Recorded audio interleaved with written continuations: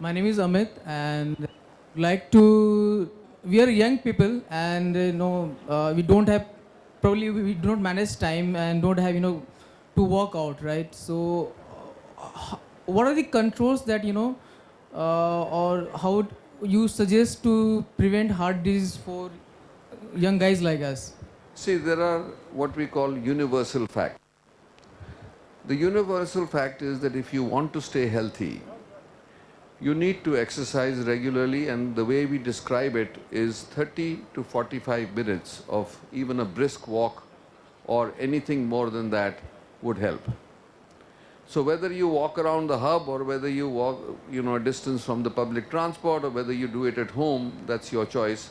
But that will help you to stay healthy overall, not only for heart disease, but diabetes, for cancer, for any other disease that you know of. So overall, that's a universal for everybody. Second is that all of you are exposed to junk food. Now, junk food also has its own gradations, and junk foods should have its own regularity. So if you are just living on junk food, the chances of you developing high blood pressure, coronary artery disease, even cancer become incremental. I hope there's nobody here from those shops around, but junk food by itself is not a total no-no, but in proportion it's okay. Third is stress. I don't know, one would think everybody's life has got some stress, and the fact that you guys are working in an environment which is very competitive also adds a lot of stress to life.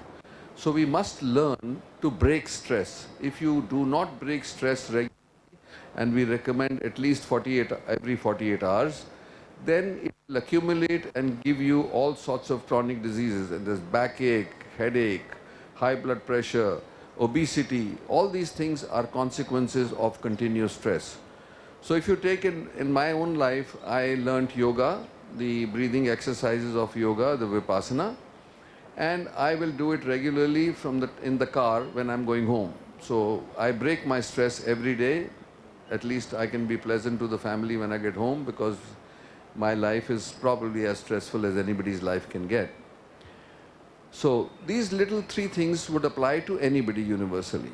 Then you have to customize it. Then you have to understand that one thing is that the body changes every 10 years. So what you could do or eat or drink at the age of 20, once you enter your 30s, you'll not be able to deal the same way. That's when your metabolism starts slowing down, and accumulative effects of any abuse from then on start showing every decade. So smoking, of course, is a big problem. Drinking is the other big problem. So drinks, I don't know if you want to know about alcohol or if you just want to stay silent on it. Anybody wants to know about alcohol? You do? Okay. So we say 2 drinks, that is 2 small drinks. Sorry about that.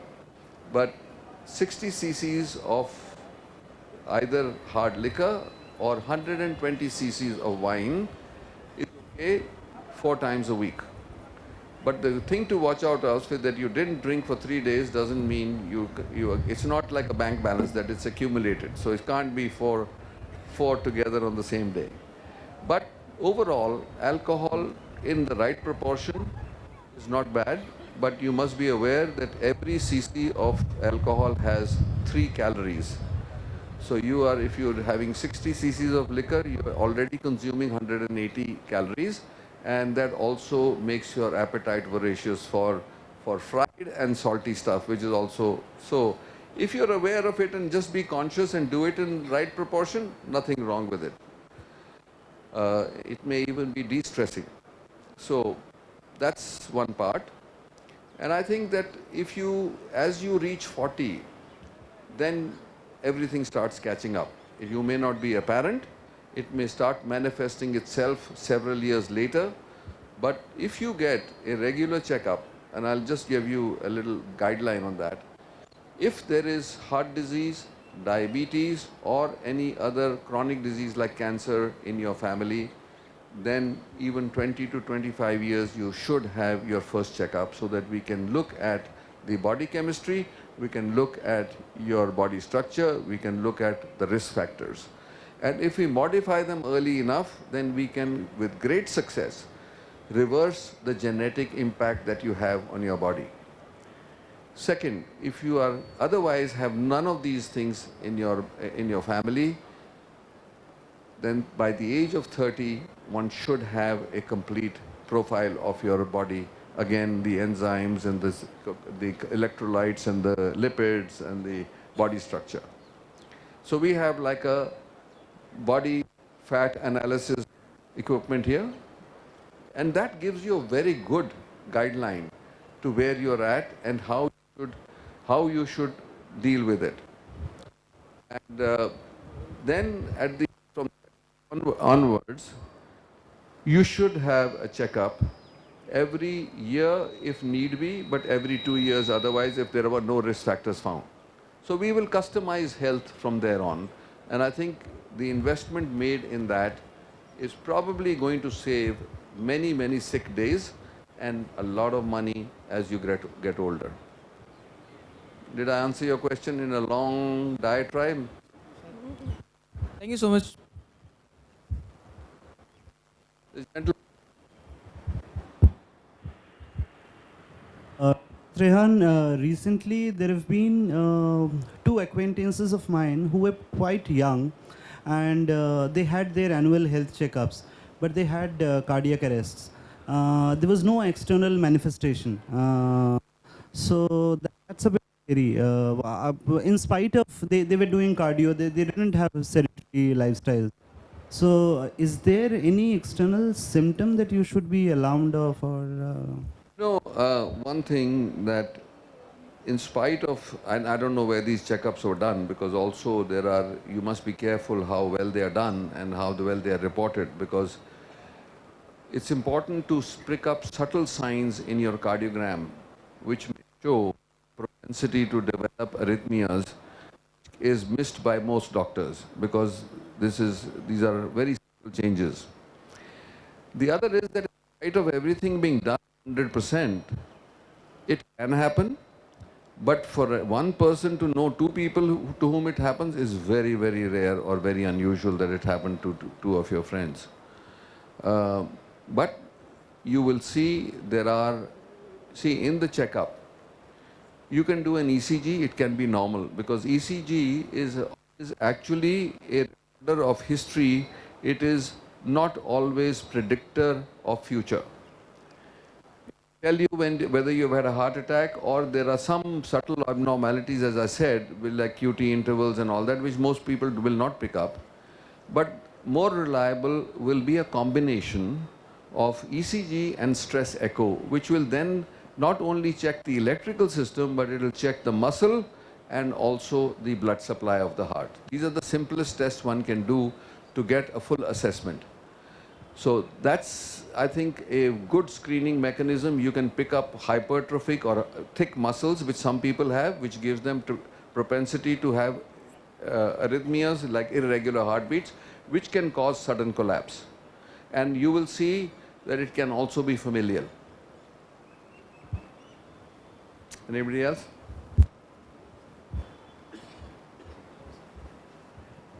Hi sir, what would be the frequency for blood pressure monitoring? Means weekly, monthly or something?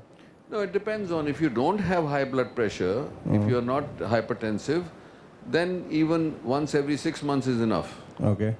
It's only if we have recorded that a person has a tendency for high blood pressure, then you have to customize it. If it comes under good control by preventive measures like eating less salt, exercising, then again we can do it every 2 to 3 months. But if it doesn't come under control, then for medication you should monitor it once a month. And if it's still not coming under control, once a week. Your mic is not working, I think. Hello. I think my people have not paid the guys well. Hello.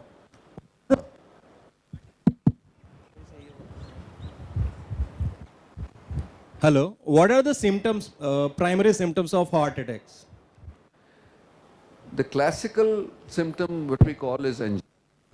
Angina actually is a Greek term for cry of heart for more blood. Maybe I'll try my luck from here. Is this better? Hello? No. Okay. So, the angina is described as when you are doing a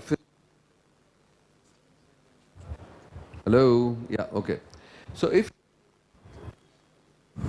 doing a physical activity, which then it at a given speed or distance gives you discomfort, constriction, pain in the chest, and if you stop, it slowly goes away.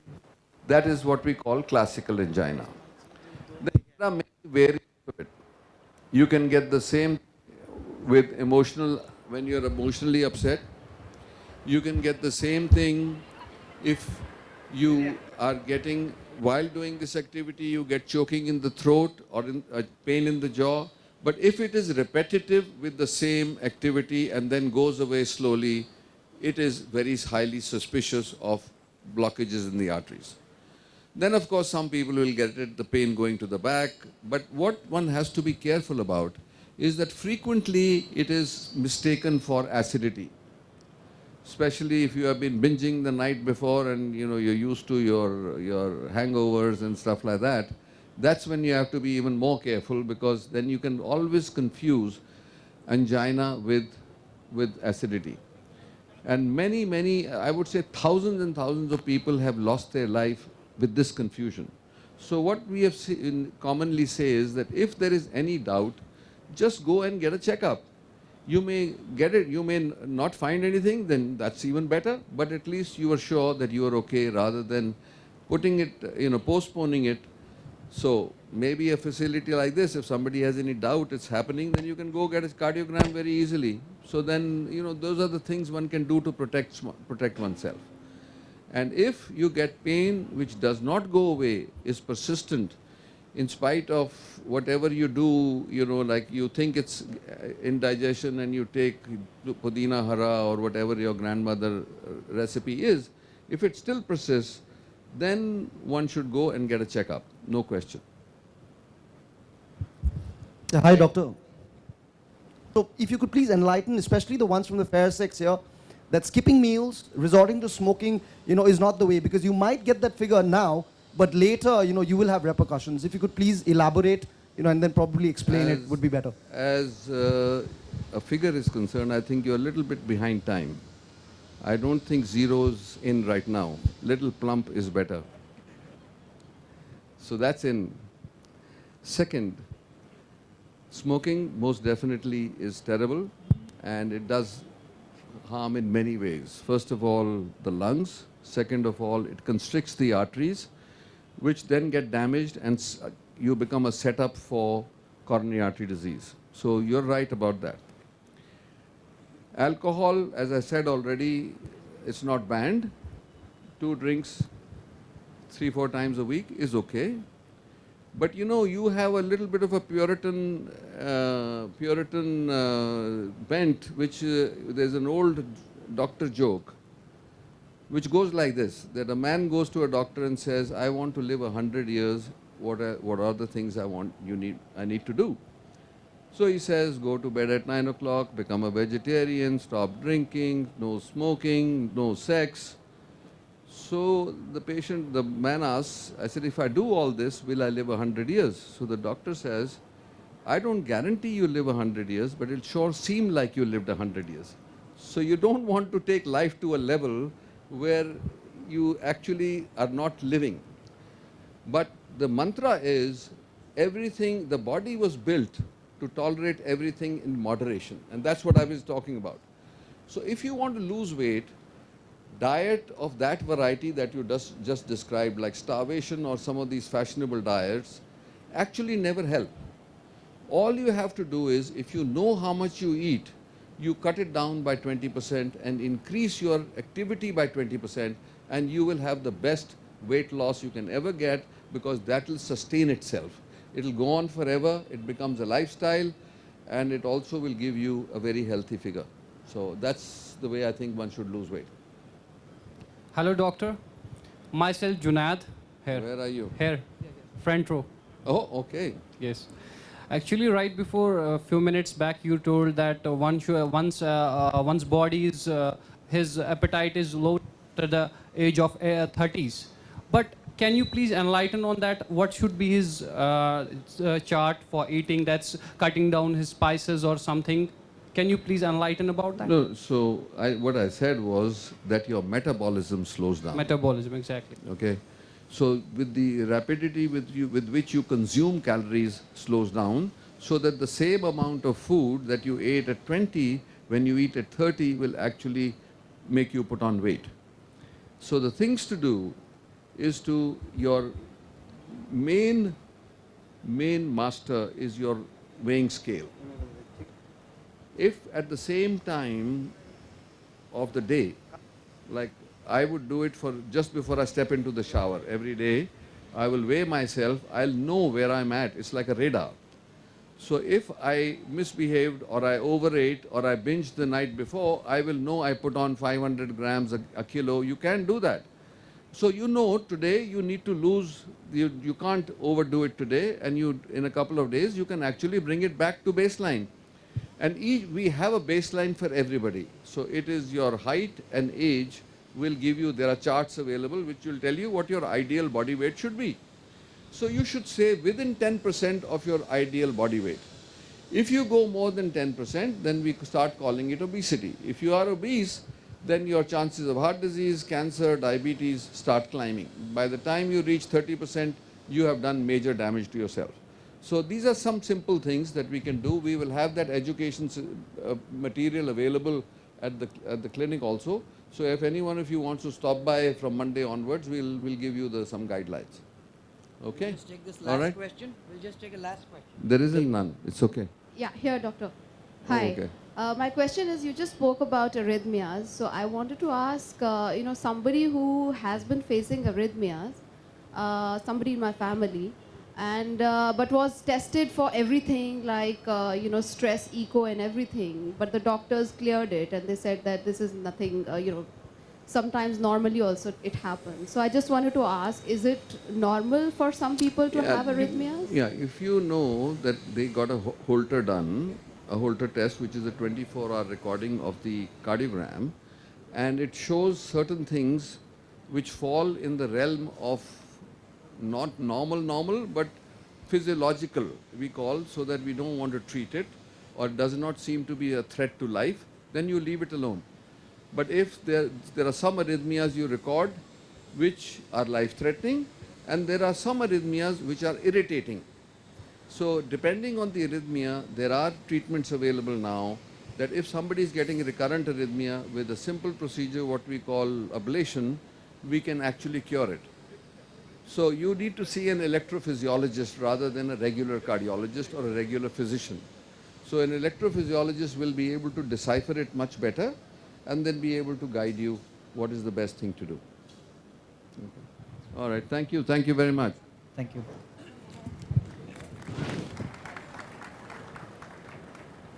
For any more questions, we are all open at DLF Building 10C. We'd be more than happy to answer your questions there. Thank you.